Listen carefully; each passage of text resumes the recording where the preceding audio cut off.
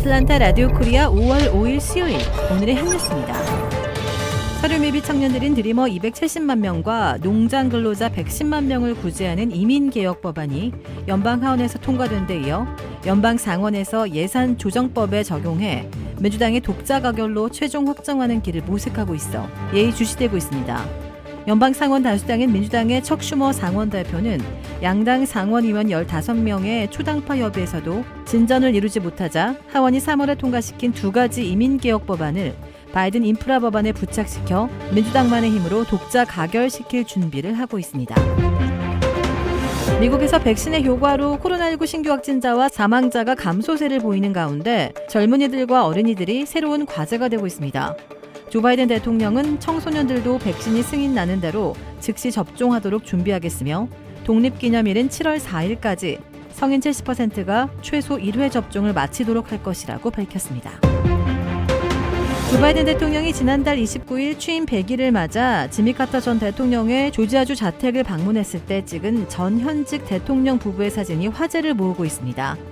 카터 센터가 3일 밤 늦게 트위터에 올린 한 장의 사진이 초현실적인 장면처럼 보여 네티즌의 큰 관심을 불러일으켰습니다. 이 사진을 보면 카터 내외가 매우 왜소해 보이고 바이든 내외의 풍채가 커 마치 걸리버 여행기에서처럼 바이든이 소인국의 카터를 방문한 듯한 인상을 풍겼습니다. 이 사진은 트위터에서 큰 관심을 모아 반나절 만에 10,000회 이상의 리트윗하고 3,000개가 넘는 댓글이 달렸습니다.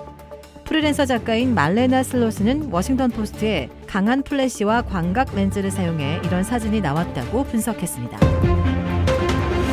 한국 시간 5일인 오늘부터 한국 내에서 코로나19 백신 예방접종을 2차까지 완료한 사람은 자가격리를 면제받습니다.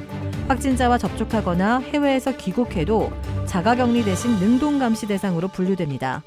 한국방역당국은 화이자 백신을 접종한 코로나19 치료병원 종사자 등이 대상이 될 것으로 전망했습니다. 2차 접종을 완료하고 2주가 경과한 대상자는 6만여 명으로 추산되고 있습니다. 예방접종 완료자가 확진자와 밀접 접촉한 경우에는 PCR 검사 결과가 음성이고 증상이 없는 경우 자가격리가 아닌 능동감시 대상자로 관리됩니다. 또한 한국 내에서 예방접종을 완료하고 외국을 다녀오는 경우에도 PCR 검사 음성, 무증상의 경우는 자가격리 대신 능동감시를 하게 됩니다.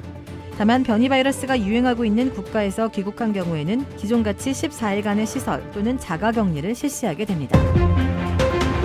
중국으로 귀화한 쇼트트랙 전 국가대표 임효준 선수가 중국 대표팀에 합류했습니다. 임효준이 지난달 27일부터 베이징 선수촌에서 중국 대표 선수들과 훈련하고 있다고 전해졌는데요. 중국은 내년 안방에서 열리는 2022년 베이징 동계올림픽을 앞두고 최근 김선태 총감독, 안현수 코치와 재계약했으며 임효준을 훈련 파트너 겸 대표 선수로 낙점했습니다.